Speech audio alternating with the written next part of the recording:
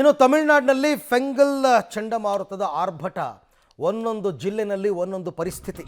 ತಿರುವಣ್ಣಾಮಲೈನಲ್ಲಿ ಭಾರಿ ಪ್ರವಾಹ ಆಗಿದೆ, ಆದರೆ ಭಾರಿ ಅನಾಹುತ ಕೂಡ ಹಾಗೆ ತಪ್ಪಿದೆ.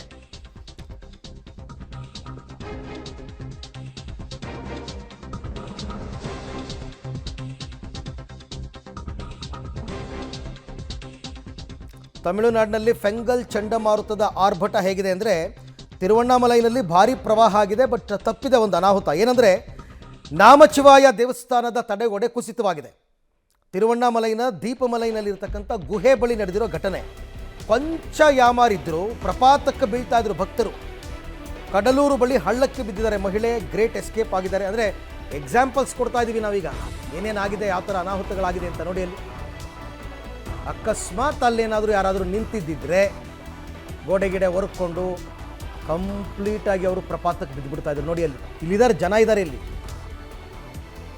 ಆ ಕಡೆ ನೋಡಿ, ನೀವು ನಿಮ್ಮ ಸ್ಕ್ರೀನ್ನ ಬಲಭಾಗದಲ್ಲಿ ಹೆಂಗೆ ಕುಸ್ತು ಬಿದ್ದಿದೆ ನೋಡಿ, ಎಕ್ಕಾಎಕ್ಕಿ ಜನ ನೋಡ್ತಿದ್ದಂಗೆ, ನೋಡ್ತಾ ಇದ್ದ ಹಾಗೆಯೇ ಗೋಡೆ ಕುಸ್ತದು. ಪುಣ್ಯಕ್ಕೆ ಅಲ್ಲಿ ಯಾರಿಗೂ ಪ್ರಾಣಾಪಾಯ ಆಗಿಲ್ಲ, ಯಾರಿಗೂ ತೊಂದರೆ ಆಗಿಲ್ಲ. ಇಲ್ಲಿ ನೀವು ನೋಡ್ತಾ ಇದ್ದಿಲ್ಲ, ಇಲ್ಲಿ ಕಡಲೂರು ಸುದ್ದಿ ಇದು. ಹಳ್ಳಕ್ಕೆ ಬಿದ್ದುಬಿಡ್ತಾರೆ ಏಕಾಏಕಿ ಮಹಿಳೆ, ಪಾಪ ಗೊತ್ತಾಗಲ್ಲ ಅವ್ರಿಗೆ, ನೀರು ಅಂದ್ಕೊಂಡು ಬಿದ್ದಿದ್ದಾರೆ.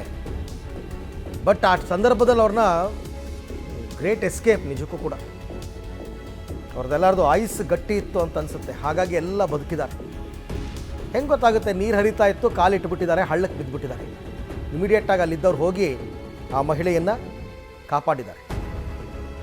ಇಂಥದ್ದು 108 ಕಥೆಗಳಿದೆ ತಮಿಳುನಾಡಲ್ಲಿ ನಡೆದಿರೋದು.